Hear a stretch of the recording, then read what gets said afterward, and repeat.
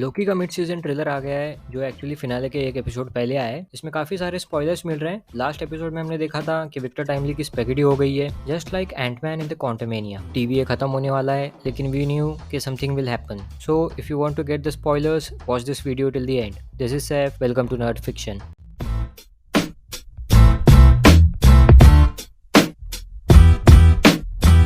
So the very first frame of this trailer gives us the spoilers कि TVA खत्म हो रहा है और उसके साथ बाकी सब लोग भी। लेकिन लोकी अब भी बचा हुआ है। टीवीए धीरे धीरे खत्म हो रहा है क्योंकि ये रेडिएशन सिर्फ ह्यूमंस पर अफेक्ट करते हैं। सब लोग नूडल्स बन रहे हैं। यहाँ टीवीए की स्क्रीन पर thank you for your service लिखा भी आ रहा है, जिसका मतलब है गुड बाय। लेकिन लोकी का कुछ और ही सीन है। Guess what, Loki time slip हो जाता है और किसी टाइमलाइन पर पहुंच जाता है जहाँ एक लोकल स्टोर है, पावर स्पोर्ट्स स्टोर, जिसका सेल्समैन या मैनेजर अपना मोबियस है और मे बी उसका कुछ और नाम होगा। लोकी अब उसको समझाने की कोशिश कर रहा है कि टीवीए खत्म हो गया है, we need to do something. Mobius TVA समझ नहीं पाता है और उसको बोलता है कि ए टीवी हमने बेच दिया है। इफ यू नोटिस, ये वही वाला मोबियस है जो टीवीए में आने से पहले सीक्रेट टाइमलाइन पर सेल्समैन था, बिकॉज इसकी शॉप में बहुत सारे जेट्स की हैं एंड वी नो मोबियस ने बहुत बार टीवीए में जेट्स की को मेंशन किया है। But this wasn't it. Loki time slip होकर फिर से बहुत सारे फ्यूचर एंड पास्ट वाले मोमेंट्स को रिलीव कर रहा है। वी सी हियर लोकी अब उस टाइम में पहुंच गया है जहां वो खुद टीवीए में फर्स्ट टाइम आया था। मोबियस के अलावा बाकी सारे कैरेक्टर्स भी अलग अलग टाइमलाइन पर हैं, जैसे सिल्वी का ये कैरेक्टर जो म्यूजिक सुन रही है,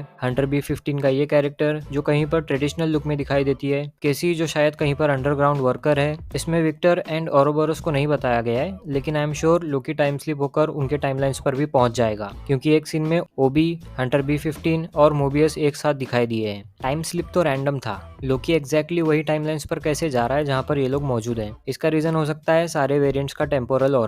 जब टीवीए खत्म हो रहा था तो रेडिएशन की वजह से बाकी सब भी स्पेगेटी बन रहे थे, लेकिन जब लास्ट एपिसोड में विक्टर रेडिएशन की वजह से विलुप्त हुआ तो उसके आसपास ये ऑरा दिखाई दिया था। So may be it is possible कि ये रेडिएशन की वजह से इन सब का ऑरा लोकी के टाइम स्लिप को ऑल्टर करके उसको एग्जैक्टली वही लेकर जा रहा है जिस टाइमलाइन पर ये लोग ऑलरेडी प्रेजेंट है। लोकी ये भी बोलता है, I need everyone to help us fix this. इसका मतलब है कि अब उसका मिशन है सबको अलग अलग टाइमलाइन से वापस लाना और टीवीए को खत्म होने से रोकना। Victor Timely is needed for his temporal aura, Mobius for his expertise, OB for his calculation and Casey to help OB. लेकिन फिर से रेडिएशन की वजह से सब लोग नूडल्स बन गए तो क्या करेंगे? इससे related I have a fan theory. अगर किसी ने मार्वल का एजेंट्स ऑफ शील्ड देखा है तो उसको पता होगा कि फिनाले सीजन में शील्ड का एक स्पेसशिप एक वार्म होल की तरफ जा रहा था और वहां पर बहुत सारा रेडिएशन भी था, जिसकी वजह से स्पेस एंड टाइम फ्लक्चुएट करता है। There was this character Sky played by Chloe Bennet. तो जब रेडिएशन की वजह से स्पेस एंड टाइम फ्लक्चुएट होता है तो स्पेसशिप में बैठे लोग टाइम स्लिप होकर पास्ट में चले जाते हैं, लेकिन स्पेसशिप फिर भी वार्म होल की तरफ जा रहा है। तो ये स्पेसशिप के वार्म होल तक पहुंचने से पहले सब लोगों को स्पेसशिप को वहां से निकालने में मदद करनी है। लेकिन जैसे ही टाइम स्लिप होता है सब लोग 10 से 15 मिनट पास्ट में चले जाते हैं और उनको कुछ याद नहीं रहता एक्सेप्ट फॉर स्काई। स्काई को याद होता है कि उन लोगों के साथ क्या हुआ है और स्पेसशिप वार्म होल के रेडिएशन में जा रहा है और उसको वहां जाने से रोकना है। कुछ टाइम बाद फिर से टाइम स्लिप होकर सब लोग पास्ट में चले जाते हैं और फिर से सब भूल जाते हैं और स्काई सब लोगों को याद दिलाती है कि उनको क्या करना है। ऐसा कई बार होता है और हर बार टाइम स्लिप होने के बाद उनके पास वक्त कम रहता है। Finally they get out of this. तो यहाँ भी कुछ ऐसा ही हो रहा है। लोकी टाइम स्लिप होकर टाइम में पीछे जाएगा और फिर से सबको वही बात बताएगा और फिर से वो लोग ट्राई करेंगे टेम्पोरल लूम को स्टेबलाइज करने के लिए। वी कैन सी हियर कि टेम्पोरल लूम में फिर से रेडिएशन ब्लास्ट होता है और लोकी टाइम में पीछे चला जाता है। लेकिन लोकी ये प्रोसेस कई बार फॉलो करेगा और ऑब्जर्व करेगा और स्टडी भी करेगा और हर बार टाइम स्लिप होकर पास्ट में या फ्यूचर में चला जाएगा। We can see in this scene जहाँ लोकी टीवीए हैंडबुक में कुछ देख रहा है और टेम्पोरल लूम को समझने की कोशिश कर रहा है। उसी वक्त वहाँ पर एक और लोकी आ जाता है टाइम स्लिप होकर, लेकिन इससे पहले कि लोकी को देख ले, लोकी फिर से टाइम स्लिप होकर चला जाता है। एक और सीन में लोकी ओबी को बता रहा है कि उसको ज्यादा कुछ तो नहीं पता है, लेकिन वो एक फास्ट लर्नर है और एक गॉड भी है।